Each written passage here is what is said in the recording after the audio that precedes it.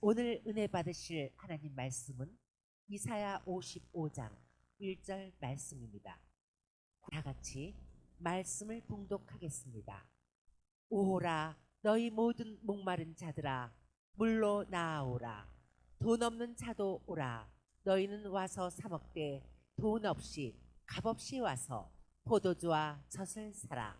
아멘. 저는 오늘 여러분과 함께 이사야 55장 1절 말씀을 가지고 목마른 자들아 예수께로 와 먹으라 라는 제목의 말씀으로 오늘 주의 말씀에 은혜를 나누고자 합니다. 오늘 본문 다시 한번 보겠습니다.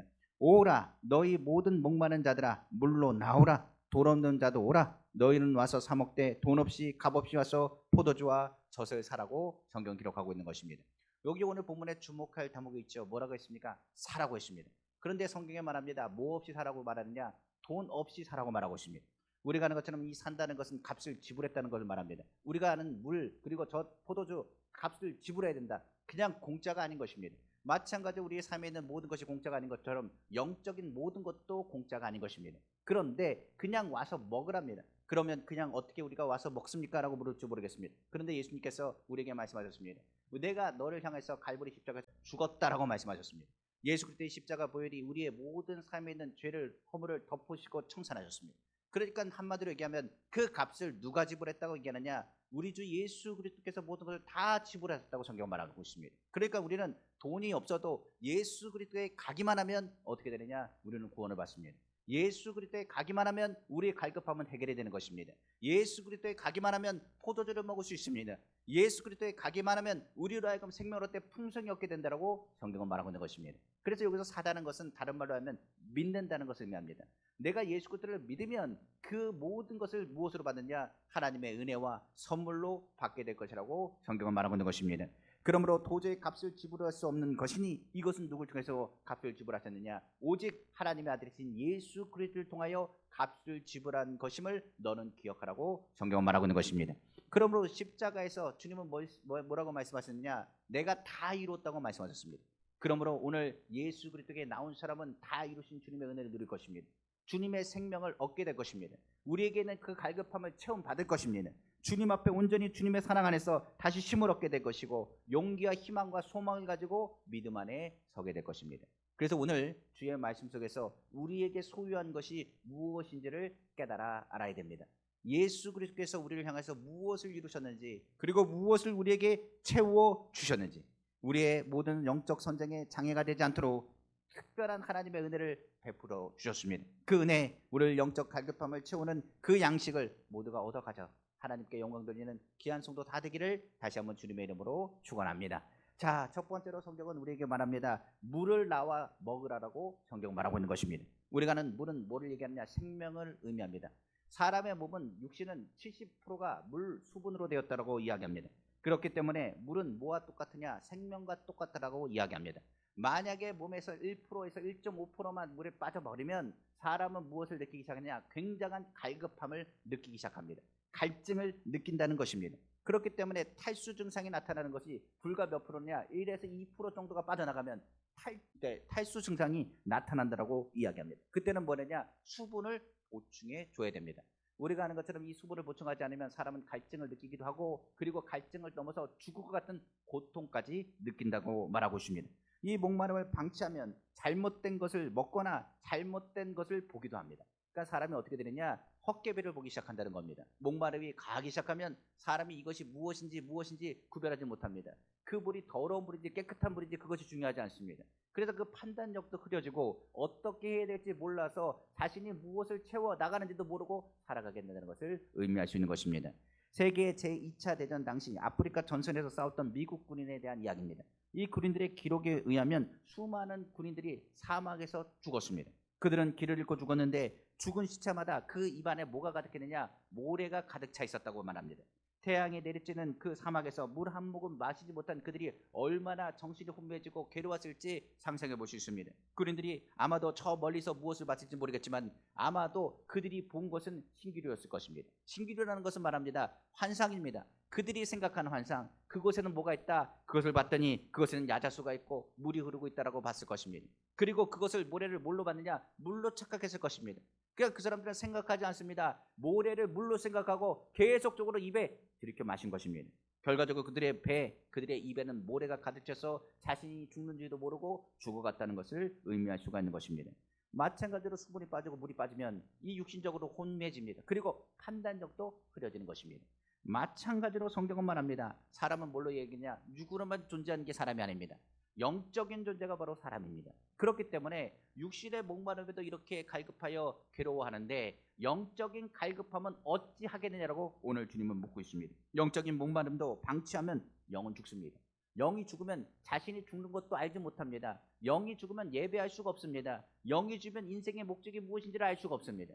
결과적으로 육으로 있는 사람은 육신의 목적을 갖고 삽니다. 그리고 육신의 목적으로 죽어갈 뿐입니다. 그러나 영이 죽은 사람은 육신의 목적뿐만 아니라 인생의 목적 자체를 무엇 때문에 사는지 알지 못합니다. 그리고 자신이 어디로 가는지도 모르고 죽음의 길로 감에도 불구하고 자신이 죽음의 길을 가는 것조차도 알지 못하는 존재가 된다는 것입니다. 그래서 성경은 말합니다. 이 갈급함을 해결하기 위해서 생수의 근원 되시는 예수 그리스도께 나아갈 때 것을 성경 오늘 본문은 말하고 있는 것입니다. 이에 본문에 말한 것처럼 너희 목마른 자들아 갈급한 자들아 먼저 뭐하라 내게 와라 내게 와서 마시라고 성경은 말하고 있는 것입니다.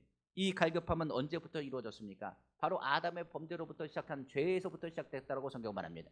죄가 들어와 하나님과의 관계가 어그러진 것입니다. 영은 반드시 하나님을 만나야 됩니다. 하나님을 만나지 않고서는 이 갈급함은 절대로 해소할 수 없기 때문에 그렇습니다. 그래서 성경에 보면 하나님께서 예수 그리스도를 우리에게 보내신 이유는 다른 것이 아닙니다. 그 갈급함을 해결하고 하나님을 만나는 유일한 길이요 진리요 생명 되신 분이 예수 그리스도이기 때문인 것을 성경은 말하고 있는 것입니다.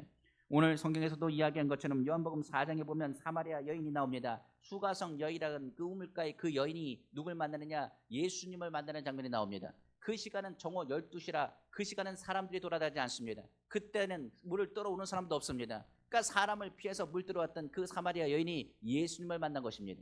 예수님이 묻습니다. 그 여인에게 말하기를 물을 달라고 말합니다. 그러나 우리가 이것을 봐야 됩니다. 물을 달라는 것은 여기서 말하는 육신의 물을 의미하는 것이 아닙니다. 내 갈증이 무엇이냐 예수님께 묻는 겁니다. 그런데 이 여인은 뭘로 들었느냐? 이것을 그냥 육신이 먹는 물로 생각했습니다. 우물가 옆에 있으니 물을 달라는 것이 나에게 이 물을 떠다 달라는 얘기인가? 라고 생각할지 모르겠습니다. 그런데 그것을 통해서 그 사람은 유대인입니다. 그러니까 당신은 유대인이고 나는 사마리아인입니다. 왜 나에게 물을 떠달라고 합니까? 당신이 떠서 듣든지 우리는 서로 상종하는 사이가 아니지 않습니까? 물었습니다. 그런데 예수님께 말합니다. 내가 누군지 알았다고 한다면 너는 오히려 나에게 물을 달라고 청했을 것이라고 말합니다. 그러니까 여기서도 이 여인은 또 오해합니다. 너의 갈증이 무엇이냐? 너의 갈증을 풀어주겠다는 예수님의 말을 이제 육신의 갈증에 대한 물에 대한 것을 의미하는 것으로 착각을 했습니다. 그러니까 그 여인은 예수님께 이렇게 말합니다. 예수님, 선생님, 물그릇 그릇 당신 없지 않습니까? 지금 그릇도 없고 당신이 보니까 내가 보니 우물도 깊은데 어디서 그 우물에 물을 파서 먹었다는 얘기입니까? 어디서 물을 구했습니까? 어디서 물을 마셨습니까? 라고 오히려 예수님께 묻는 것입니다. 이때 예수님께서 말씀하십니다. 뭘 얘기하느냐? 이 물은 너희가 마시는 육신의 물을 얘기하는 게 아니라는 것을 말씀하시고 이 물은 영원한 물이요 생명의 물이요 솟아나는 샘물이라고까지 말씀하십니다. 그분이 바로 요한복음 4장 13절에서 14절 말씀입니다. 예수께서 대답하여 이르시되 이 물을 마시는 자마다 다시 목마르려니와 내가 주는 물을 마시는 자는 영원히 목마르지 아니하니니 내가 주는 물은 그 속에서 영생하도록 솟아나는 샘물이 되리라 하셨느니라 성경을 말하고 있는 것입니다. 여기서 무슨 말입니까? 내가 말하는 물은 육신의 물이다. 그 물은 먹으면 다시 목마르지만 내가 주는 물은 절대로 목마른 물이 아니라 내가 주는 물은 솟아나는 영생하도록 솟아나는 샘물이 될 것이라고 성경은 기록하고 있는 것입니다. 그런데 이 여인은 또 그것을 이해하지 못합니다. 도대체 어떤 물이길래 그 물이 목마르지 않는 물이요 영원히 목마르지 않는 물이요 그 물이 그 샘물같이 솟아나는 물인가? 그 장소가 도대체 어디입니까? 도대체 그 물이 어디 있습니까? 그래서 그것을 알게 해주십시오. 그 물을 나에게 주십시오. 그래서 다시 이 정오 시간에 사람 부딪히지 않고 내가 물을 먹어 이 육신이 살 수 있도록 도와주십시오라고 예수님께 다시 묻는 것입니다. 이에 예수님께서 말씀하십니다. 내 갈급함에 대한 걸 내가 얘기할 것이라. 내가 말하는 건 육신의 물이 아니야. 그러면서 말씀하시기를 내 남편을 데려오라고 예수님께서 말씀하십니다. 그때 여인이 말합니다. 얘기하기를 저는 남편이 없습니다라고 대답합니다. 그때 예수님이 그 여인에 대해서 말씀하십니다. 그 여인에게 말하기를 내 말이 참되도다. 내가 남편이 5명 있었지만 지금 그 5명도 내 남편이 아니요. 지금 한 명의 남자가 더 있는데 그 남자도 네 남편이 아니니 오히려 내가 말하는 것이 참되더라고 이야기했습니다. 그 여인은 그 말을 듣는 순간에 깜짝 놀라기 시작합니다. 왜 그러냐면 내 지금 사정을 아시는 주님에 대한 음성을 그가 들었기 때문에 그렇습니다. 그는 굉장히 부끄럽습니다. 그는 굉장히 수치스러운 인생을 살았습니다. 첫 번째 결혼도 실패했습니다. 두 번째 결혼도 실패했습니다. 세 번째 결혼도 실패했습니다. 전에 한번 얘기한 것처럼 이 여인은 몇 번을 실패한 여인이냐? 결혼을 5번 실패한 여인입니다. 그러나 엄밀히 따지면 5번 실패한 것이 아니라 5번 버림받은 여인입니다. 그런데 삶을 살다 보니 결과적으로 그렇습니다. 육신이 살려니 어떡합니까? 남자가 있어야 됩니다. 그 당시에는 남자가 없으면 살 수가 없습니다. 과부와 거아 같은 경우는 국가에서나 그리고 또 재난에 있는 종교적인 단체에서 도와주지 않으면 그 당시에는 살 수가 없습니다. 그래서 율법에 정해놓은 것이 과부와 고아에 대해서 접대하고 그들을 업신여기지 말고 그들을 먹이며 가난한 자를 먹일 것에 대한 것에 성경은 율법으로 정하는 것입니다. 그러니까 그들은 무슨 일을 할 수가 없습니다. 그렇기 때문에 그 여인이 살기 위해서 뭐 한 거냐? 결혼한 겁니다. 다시금 살면서 결혼하면서 그가 그의 육신적인 그 어려움과 아픔을 채우기 위해서 결혼한 것입니다. 그런데 결과적으로 5번 실패하고 나니 희망이 없습니다. 그런 목적도 이렇습니다. 그러니까 살기 위해서, 그리고 살기 위해서 이 육신을 건재하기 위해서 물을 떨어 온 것도 이 먹고 마시는 문제를 해결하기 위해서 이 자리에 온 것이지 육신의 문제뿐이지 영적인 문제에 대한 것은 한 번도 생각한 것이 없었다는 사실입니다. 우리가 상처를 많이 받다 보면 뭘 얘기하느냐? 나의 영적 상태에 대해서 생각하지 못합니다. 내가 얼마나 내 삶 가운데 어렵고 내 가운데 힘든지 모릅니다. 어떤 분들이 얘기한 것처럼 하루하루 저 살아갑니다. 그냥 살지요. 죽지 못해 삽니다라고 얘기할지 모르겠습니다. 아마도 이 여인 정말로 마음이 다쳤습니다. 지금 얼마나 갈급한지 그 영혼의 갈급함조차도 끊어졌습니다. 그런데 예수님께서 그것을 건드리십니다. 뭐라고 하느냐? 난 너를 안다는 얘기입니다. 내 아픔을 안다는 것입니다. 내 과거의 상처를 안다는 것입니다. 내가 지금 갈급하고 괴로운 것 안다는 것입니다. 내 영혼의 아픔과 괴로움을 알고 있기 때문에 내가 너에게 묻는 거라. 내가 갈증하느냐? 내가 갈급하느냐고 묻는 대목입니다. 이 여인이 그 예수님에 대한 이야기를 듣고 나서 많은 생각들이 교차하기 시작합니다. 그리고 그 여인을 예수님을 바라보면서 말합니다. 정말 힘이 듭니다. 정말 어렵습니다. 그러나 저는 이 상황을 어떻게 해결할지 모르겠습니다. 지금 내 육신의 갈급함을 떠나서 지금 내 삶은 얼마나 갈급한지 내 영은 완전히 끊어졌습니다. 그런데 기도하고 싶어도 기도할 데가 없습니다. 예배하고 싶어도 예배할 데가 없습니다. 당신들은 예루살렘에서 예배한다고 말합니다. 우리 조상들은 저 산에서 예배한다고 말합니다. 그런데 예배하고 싶고 기도하고 싶고 찬양하고 싶고 주님을 만나고 싶은데 이 영적인 갈급함으로 인해서 내 영이 죽어서 내가 더 이상 주님을 부를 수가 없습니다. 그 갈급함이 얼마나 큰지를 예수님께서 보신 것입니다. 그 여인에게 주님은 말합니다. 아니라 주님께서는 이 산도 저 산도 아니라 어디 있다? 예배자를 찾으신다. 하나님께서는 누굴 찾으신다고요? 예배 드린 자를 찾으신다고 말했습니다. 성경에 말하기를 사슴이 시냇물을 찾기에 갈급한 같이 내 영혼이 주님을 찾기에 갈급한다고 말했습니다. 우리가 생각할 때는 우리가 주님 찾기에 갈급한다고 말할지 모르겠지만은 주님이 얼마나 우리를 사랑하시고 우리를 만나시기를 갈급했는지를 생각해야 됩니다. 죄로 인해서 하나님과의 관계가 끊어졌습니다. 그렇기 때문에 죄인된 우리는 하나님을 만나려고 한다고 얘기하고 하나님을 찾는다고 말합니다. 그런데 사람은 어떻게 하는지 아십니까? 찾고 만나주지 않으면 포기합니다. 절망합니다. 낙심합니다. 낭망합니다. 하나님은 그것을 알기 때문에 그 아들 예수 그리스도를 우리에게 보내신 것입니다. 주님의 갈급함이 우리의 갈급함보다 더 크다는 것을 우리는 알아야 됩니다. 예수님이 그곳을 지나간 것도 누구 때문에? 갈급한 그 영혼을 만나기 위해서 그 자리를 지나가신 것입니다. 그 자리에 그 갈급한 여인이 있는 것을 아셨습니다. 예배를 드리고 싶어도 예배드리지 못하고 기도를 하고 싶어도 기도하지 못하는 그 여인에게 말합니다. 주님이 너를 아신다고 이야기하는 대목입니다. 우리가 아는 것처럼 마음이 갈급한 사람, 주님 만나고 싶어하는 사람이 있습니다. 그때 예수님께서 뭐라고 말씀하시지 않습니까? 그 여인에게 너 왜 그렇게 살았니라고 말하지 않았습니다. 너 인생 왜 그렇게 살아서 남자를 5명이나 결혼하고 너 삶이 부끄럽지 않느냐고 정죄하지 않았습니다. 율법으로 판단했나요? 아닙니다. 예수님이 말씀하신 그런 얘기 아닙니다. 뭐라고요? 와서 마시라는 얘기입니다. 내 갈급함, 내가 너를 만나기 위해 왔다는 얘기입니다. 내가 너를 사랑한다고 말합니다. 내 허물에 대해서 이야기하시는 것이 아니라 정죄하시는 분이 아니라 나를 만나셔서 나를 살리기 위해서 다가오신 주님의 모습을 우리는 알아야 되는 것입니다. 풍랑이 막 불었습니다. 풍랑이 부는 가운데 사람이 물에 빠졌습니다. 그곳에는 구명조끼가 잔뜩 있습니다. 구명조끼를 던지는 사람이 구명조끼를 던집니다. 그럼 우리는 뭐 해야 되느냐? 구명조끼를 보면 그것을 받아 입으면 됩니다. 믿는다는 게 뭔지 아십니까? 믿는 것입니다.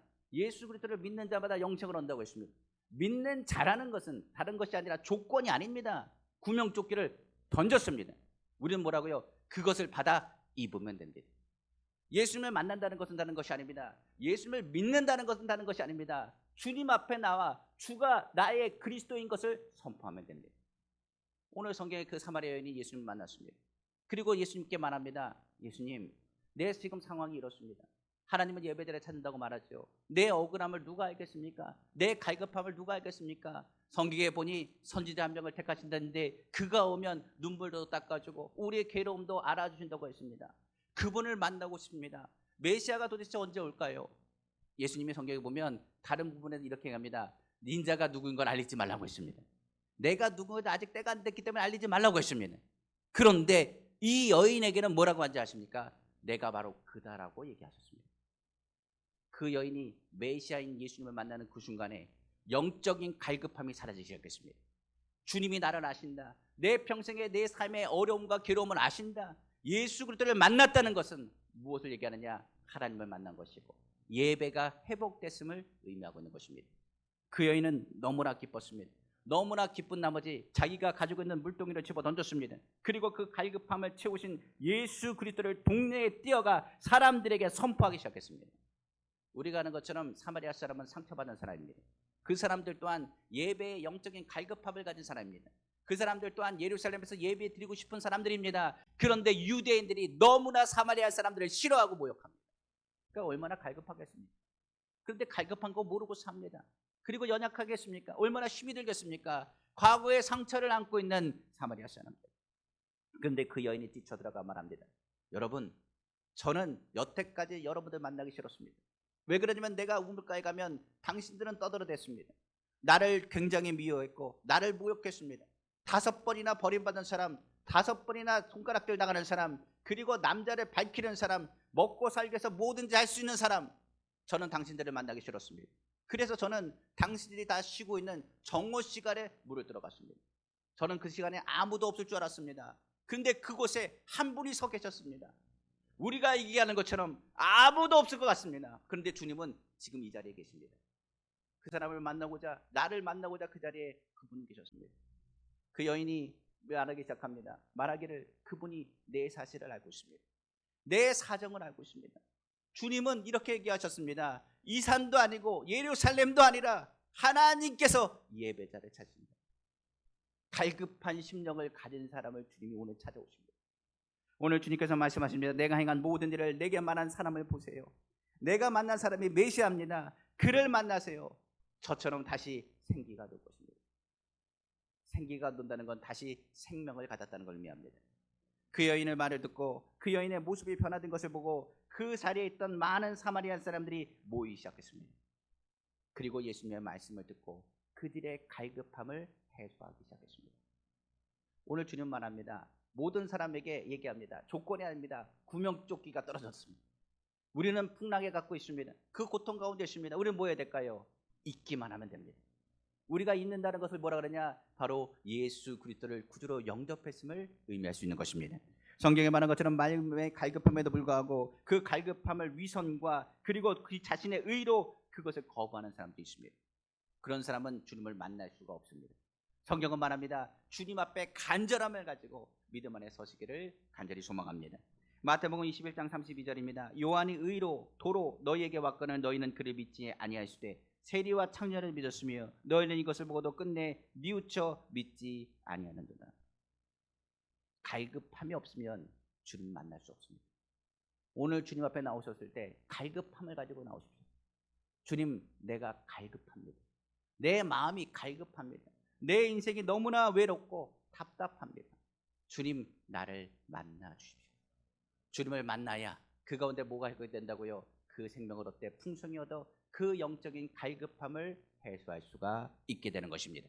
자, 두 번째로 주님은 말씀하십니다. 뭘 먹으라고 말하느냐? 포도주를 사서 먹으라고 성경은 말하고 있는 것입니다.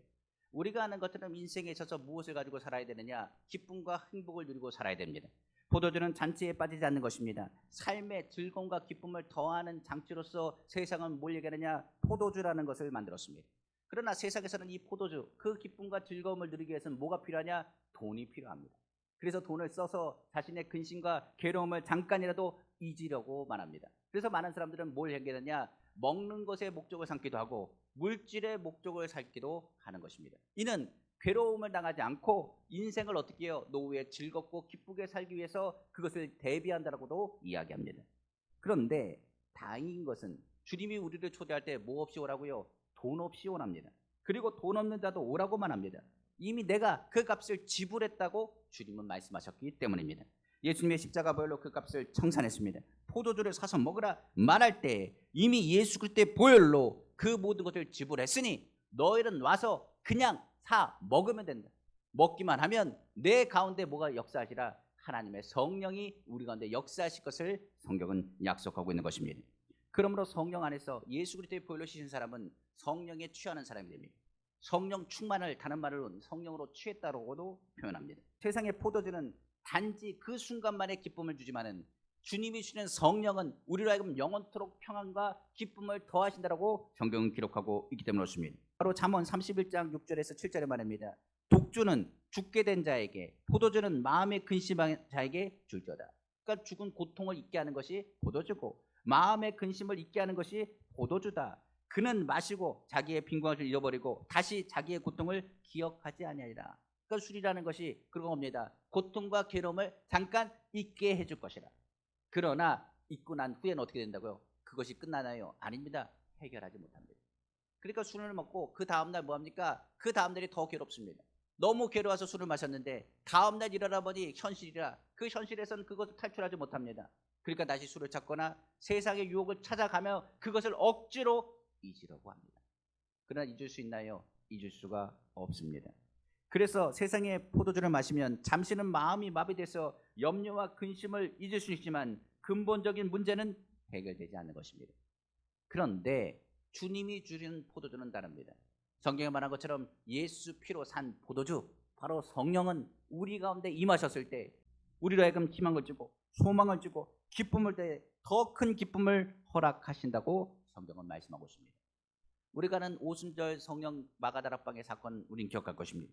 바로 사도행전 2장 1절에서 4절입니다. 오순절 날이 이미 이름에 그들이 다 같이 한 곳에 모였더니 혼연히 하늘로부터 급하고 강한 바람 같은 소리가 있어 그들이 앉은 온 집에 가득하며 마치 불의 혀같이 갈라지는 것들이 그들에게 보여 각 사람이 하나씩 임하여 있더니 그들이 다 성령의 충만을 받고 성령의 말하게 하심에 따라 다른 언어들로 말하기를 시작하니라. 세상에 포도 취한 것처럼 성령에 취한 사람 똑같습니다. 얼굴이 붉어지기 시작하고 사람들이 나오기 시작하는데 얼마나 그 사람들이 당당하게 걸어가는지 두려움의 모습은 사라졌습니다. 그런데 거기다가 입이 또 꼬였습니다. 무슨 말하는지 모를 정도로 입이 꼬여있는 모습을 보니 사람들은 말합니다. 그 사람들이 대낮부터 술에 취했다. 어떤 사람 말합니다. 불안과 공포 때문에 숨어있다가 두려움이 너무 가해져가지고 그 사람들이 말하는 것을 보니 밤새도록 취해서 거리에 나와 난독을 부린다고 생각했습니다. 그러니까 성경이 그렇게 얘기합니다. 저 사람들이 술에 취했나 보다. 저 사람이 말하는 것이 문제가 있다라고 얘기합니다. 그런데 외국에서 온 유대인들이 들었을 때는 저 사람 말이 우리 외국어인데 어떻게 저렇게 유창하게 잘하는지 모르겠다. 서로가 놀라면서 그 광경을 지켜보기 시작했습니다. 그 사람들이 얼마나 강하고 담대한지 그 외치는 소리에 사람들이 하나님의 영광을 돌리기도 하고 하나님의 기쁨을 맛보기도 하고 어떤 이들은 말하기를 저 사람들이 술에 취했다고 하면서 술 취한 모습이라고 얘기하기도 했습니다. 그런데 술 냄새는 나지 않습니다. 그들이 하는 모습이 통해서 하나님의 기쁨과 영광을 나타내는 그 모습이 어찌한지 그들은 이해할 수가 없었습니다. 그때였습니다. 베드로가 나와서 그들을 향해서 말하기 시작했습니다. 바로 성경 사도행전 2장 15절에 17절입니다. 때가 제3시니 성경 말해요. 3시는 오전 9시를 말합니다. 그러니까 오전 9시를 얘기하니까 그들이 밤새도록 술을 마시고 오전 9시에 뛰쳐나와가지고 술 취해서 난독을 부린다라고 생각했던 것입니다. 그런데 베드로가 말합니다. 아니 오전 9시에 너희 생각과 같이 사람들이 취한 것이 아니라 취했다는 것이 말이 되는 얘기입니다. 9시부터 술에 취해가지고 이 많은 사람들이 난동 부리면서 외치는 것이 말이 되냐 이런 얘기입니다. 너희가 생각하는 것처럼 뭐한 것이 아니라 이것은 세상에 많은 포도주를 먹고 술 취한 것이 아니다라는 걸 말합니다. 오히려 성경은 말합니다. 16절부터 말하기를 이는 곧 선지자 요엘을 통하여 말씀하신 것이니 일러스되 하나님의 말씀하시기를 말세에 내가 내 영을 모든 육체에 부어주리니 너희의 자녀들은 예언할 것이요 너희의 젊은 애들은 환상을 보고 너희의 늙은이들은 꿈을 꾸리라 성경은 말하고 있습니다. 뭘 얘기하느냐? 성령에 취하게 되면 너희 가운데 뭘 주다? 하나님의 꿈과 소망을 줄 것이다. 주님이 우리에게 말합니다. 너는 보잘것없는 존재가 아니다. 너는 하나님의 자녀라.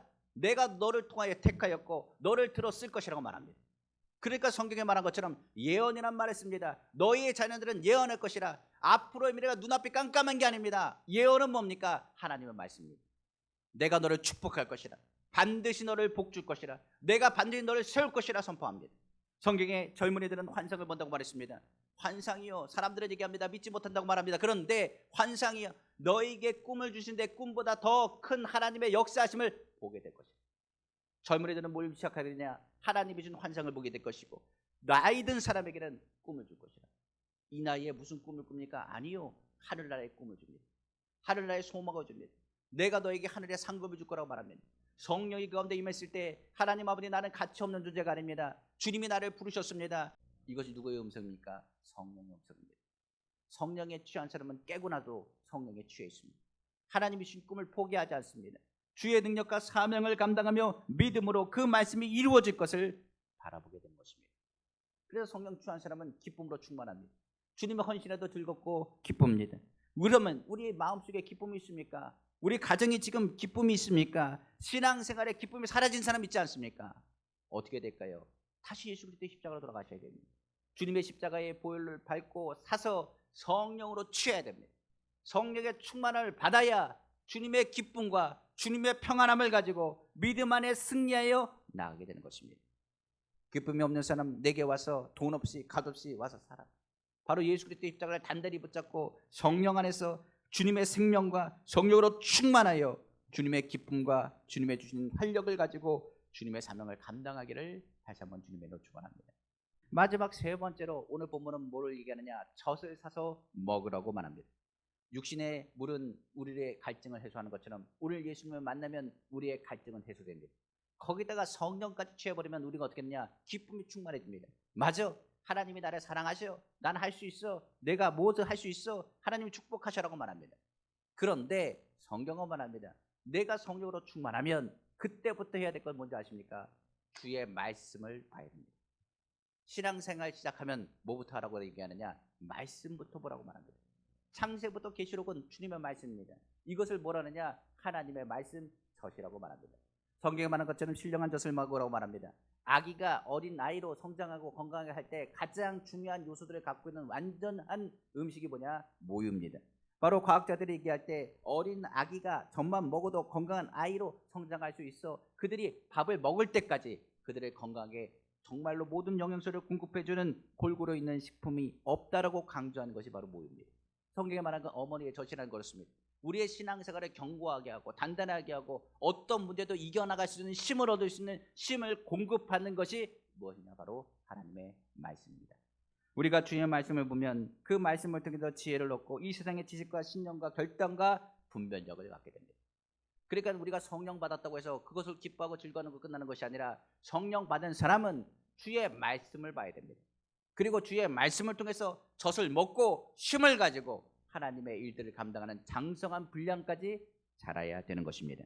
그래서 성경에 말한 것처럼 세상의 악독과 시기와 모든 것은 버려버리고 너희는 아는 것처럼 하나님께서 말씀하신 것처럼 갓난아기 같이 순전하고 신령한 젖을 사모하는 말을 우리는 기억해야 되는 것입니다. 바로 베드로전서 2장 1절의 2절입니다. 그러므로 모든 악독과 모든 기만과 외식과 시기와 모든 비방하는 말을 버리고 갓난아기를 같이 순전하고 신령한 젖을 사모하라. 이는 그로 말미암아 너희로 구원에 이르도록 자라게 하려 함이라 성경은 말하고 있는 것입니다. 오늘 주님의 젖을 먹어야 누구 닮아가느냐? 예수 그리스도를 닮아갑니다. 우리가 이제는 뭐 해야 되느냐? 주의 말씀을 많이 먹으셔야 됩니다. 주의 말씀을 먹고 뭐 해야 되느냐? 소화시키셔야 됩니다. 그리고 이것을 통해서 하나님이 주시는 기뻐하신 뜻이 무엇인지를 분별해야 됩니다. 마지막 때에 살아가면서 하나님께 주신 사명을 잘 기쁨으로 감당해야 됩니다. 주님이 우리에게 먹이시는 것은 우리에게 생명을 줄 뿐만 아니라 우리에게 능력과 은혜를 더하여 준 것입니다. 우리에게는 분별력이 필요합니다. 젖을 먹고 성숙하게 성장해야 됩니다. 딱딱한 음식도 먹으면서 하나님의 맡겨진 일들을 감당하도록 장성한 분량까지 자라는 우리 귀한 성도가 다 되기를 다시 한번 주님의 이름으로 축원합니다.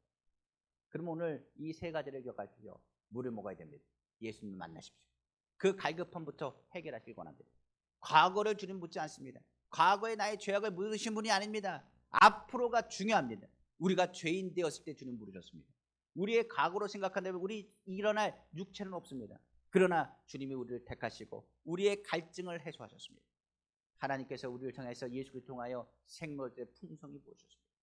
이제 그 예수 그리스도를 만났으면 주님이 주는 인생의 기쁨을 향하여 나아가야 되지 않겠습니까? 성령은 우리의 미래를 향하여 이야기합니다. 하나님의 자녀로서 우리가 주님의 신앙생활을 아름답게 감당할 수 있도록 신앙생활에 도우시는 분이십니다. 성령이 우리 가운데 꿈을 주시고 환상을 주시고 하나님께서 말씀하신 예언을 통해서 다시 일어날 힘을 공급해 주십니다. 우리는 혼자가 아닙니다. 하나님은 우리의 마음 너무나 잘 알고 계십니다. 그분이 우리가 말씀을 먹을 때마다 그 말씀을 소화할 때마다 뼈가 되고 살이 되는 것처럼 영혼의 뼈가 되고 살이 되어서 하나님의 넉넉한 일들을 감당하는 하나님의 일꾼이 된다는 사실을 기억하시기를 주님의 이름으로 축원합니다. 말씀을 마치겠습니다. 사람은 영과 육이 있습니다. 속사람과 겉사람이 있습니다. 겉사람은 시간이 지나면 후패합니다. 그러나 영은 날로 새로워진다고 했습니다. 우리가 영적인 갈급함 채워야 됩니다. 오직 예수 그리스도를 만나야 되고 예수 그리스도를 통하여 성령을 받아야 되고 성령 안에서 하나님의 말씀을 묵상하며 그 말씀대로 주의 뜻을 이뤄 나가야 됩니다. 그 영양분을 공급받아 골고루 공급받아서 하나님의 말씀을 먹고 장성한 분량까지 자라 하나님의 뜻하신 일을 이뤄 나가시는 하나님의 귀한 은빛교회 성도 다 되기를 다시 한번 주님의 이름으로 축원합니다. 기도하겠습니다.